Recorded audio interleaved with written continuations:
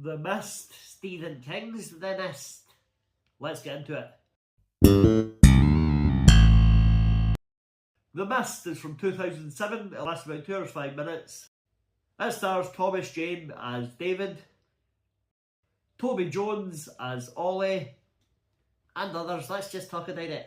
Right, okay. Well, this is a horror movie based on a Stephen King novella. What? Novel. A novella, a little short one. Oh, like that rubbish Night Flyer. Yeah, or that rubbish Silver Bullet. Yeah. Or that, right, we get the idea. What's the tagline for The Mist? Fear changes everything. And it really does in this movie. Oh my god. Wait till I tell you. If you don't know the twist of this movie, I would strongly suggest watching the movie first before you watch this review or listen to any other podcasts or movie reviews or video reviews about it, because the end is, yeah, something else. So the movie opens with a storm coming into this small town. Where's it set? Is it Maine by any chance? It is Maine, yes. But as with all Stephen King things, people decide, oh, it was a bad storm last night, there's a few trees been knocked down, let's all go to the store and stock up on things in case it gets any worse. Yeah, so everyone goes panic dying. It's like 2020 all over again. Toilet roll, anyone? I've still got a cupboard full. Right. The entire town almost is in this store. Except for Thomas Jane's wife, she stays at home. Yeah, she shouldn't have. Although maybe she should have. We meet everyone in the store. There's a religious woman there. There's some woman Thomas Jane is clearly flirting with as soon as he sees her, even though his wife's at home and his 10-year-old son is with him. Yeah. Well, what's he doing? Creepy little bastard. Also there are some army guys. There's an army base nearby. So yeah, these three army guys. Talk about dad acting. And wait till you see this one guy, the main army guy. Look at these eyebrows. What the hell? Personal grooming a high priority in the army. They are on fleek. They're crazy. Look at them. What's he doing?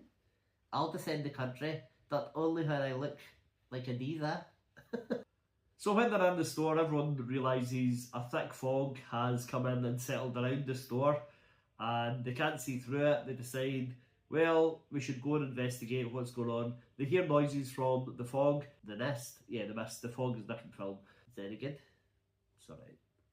So Toby Jones and a couple others go to the basement. The young lad that works in the supermarket, just packing bags for a bit of extra pocket money. They send him out to see what's going on. Yeah, they send him to his death. Yeah. And it's a horrific, gory death. It is very gory. A big tentacle comes flying out of the fog, grabs him, and just mutilates him. And yeah, that's when they realise something other than just a bad storm is in town. Also dad acting and dad eyebrows. So they manage to chase off the tentacle beast, whatever it is, by closing the shutters and cutting off a bit of the tentacle. And then they go back into the main area of the supermarket where everybody's waiting. They tell them what's happened. Yeah, and some of the guys are like, I don't believe you. You're talking rubbish trying to play a trick on me. Thingy says it. Anton Dreyer. He and another couple of guys head out into the fog and they die instantly. Yes, they do. A pair of dismembered legs are thrown against the windows of the store. So everyone inside decides, right, let's take shelter. Let's build up a barricade against the windows. But only half the windows, so totally pointless. I mean, it's glass. Anything can come through it. Anything can come through it. And as night approaches, anything does. Because these giant mosquitoes come and land on the windows, and they're quickly followed by their predators, these giant, I don't know, pterodactyl bird things, weird looking things that they snatch through the glass. Big fight, a mosquito bites, a mosquito stings the young chicken girl, so she dies. The religious woman, she's been warning people, this is God's doing, this is this and this is that, and the mosquito lands on her. She says a little prayer and it just leaves her alone and flies off. So you think, alright, maybe this is something to do with the apocalypse or a reckoning or something like that. Not! Turns out it's an army experiment in which they opened a portal to another dimension and these creatures came through. What? How strange. That is very strange. I thought it was going to be either, like I said, religious, or it was going to be mutations, or the army had been working on developing creatures for war. But no, it's just another dimension due to an army experiment. Weird, that is a bit. Anyway, time passes, the religious woman builds up a little cult. She says, follow me, stay with me, you'll be safe, believe my word of God, I am his messenger, blah blah blah. All the stuff religious people often say. Cranks. Right. Some people are killed in the store by the creatures, but they manage to fend most of them off. And then when the sun comes up, Thomas Jane, a few others, decide, let's go out into the fog and go to the nearby pharmacy. Yeah, surely there's stuff on the supermarket shelves that can help. Well, whatever it is, they decide, let's go to the pharmacy. So they just walk there, unbothered, unscared really. They just walk there, no bother. But when they get there, it's a hive of giant spider creatures. Yeah, no people die, it's horrific. The creatures are trying to kill. There are moments when you can see the CGI is aged a little bit, but for the most part, I think the effects are pretty good, really. This is not what I expected this movie to be. I thought it was going to be more like The Fog, where it was something mysterious in the mist, something you don't really see or get a good idea of until the end, or it was just a mist swallowing people up with no explanation. But no, giant creatures, yeah, they're hideous. They are hideous, but. And then when they get back to the store, the religious woman and her little cult, her ever-growing group, have decided, we want your son, Thomas Jane, your 10-year-old son, we're going to sacrifice him. What? Where'd that idea come from? I don't know. I really don't understand it. Anyway, Toady Jones shoots her in the head. I killed her.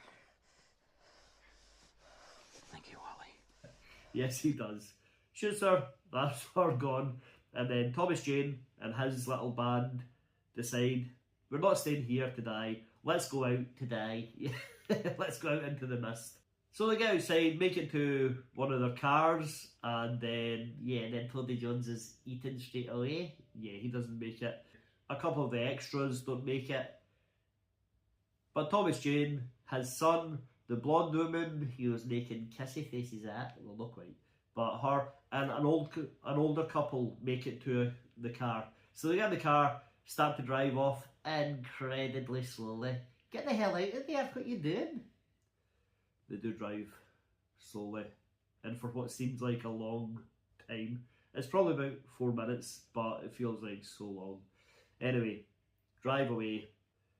Get to Thomas Jane's house, and they find out it's a giant cocoon now, and his wife is a dead body inside that cocoon. Yeah, they'll teach you to make ego shot in this. So they drive some more. Yeah, this is a long part of the movie. They drive and drive and drive until they run out of fuel, and then they hear something approaching. Now, the blonde woman does have a handgun. She's used up most of the bullets, but there are a few left. So, yes, it's America. Everyone's got a gun. Well, not quite, but she's got a gun, a handgun, and she's, they've taken out some of the creatures at various points through the movie. But now there are 4 bullets left. Yeah. So, when they hear noises outside the car, they all decide, silently, without a word, let's just end it all for ourselves. Rather than getting eaten to death, let's shoot ourselves. Yeah. So, the problem is there are only 4 bullets. We cut to outside the car and we hear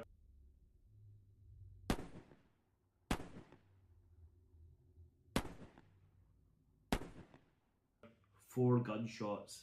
Yeah, in quick succession. It should have kind of need like a dang, and then a couple of screens, then more dangs, or something. Yeah, it was really quick and really quiet. And yeah, Thomas Jane had to shoot the blonde woman, the old couple, and his own 10-year-old son. Jesus Christ. Yeah. And then he can't kill himself because he's run out of bullets. Trying to squeeze out one last bullet, but they're all gone. So now he has to live with the horrible memory of what he done. Yeah. And then he steps out the car, he's like, alright, well then, come and kill me then, you big creature bastards. Right. But the big creature bastards don't arrive. Instead, the mist is now clearing, the army is here, and all the survivors are being taken to safety. He killed his son and these other people for nothing. Jesus Christ, this is like the Sixth Sense. This was a big, overlooked twist in movies, and oh my god, it blew me away. It blew his kid away as well. Right. So really, they should have just stayed in the store. They should have, because I think everyone in the store who's still alive would be fine, because the army's going to get to them, the mist is clearing, and they're barricaded in there, safe. So, well, should have stayed there, mate. They had 2-for-1 croissants. A happy ending for Maine, but not a happy ending for Thomas Jane.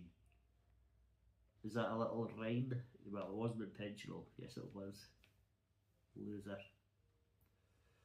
Well, that's the mist. Have you got a trivia? Oh, yes. Stephen King says this is his favourite adaptation of any of his works. He loves it. And Frank Darabont, the director, who also directed Shawshank Redemption and The Green Mile, by the way, he says that's the happiest he's ever been in his movie career. Calm down. Anything else? Yeah, the novella had a different ending. So Frank Darabont is actually the genius of this part. Yeah, he is, yeah. I don't think you get more surprising or stronger ending for this story.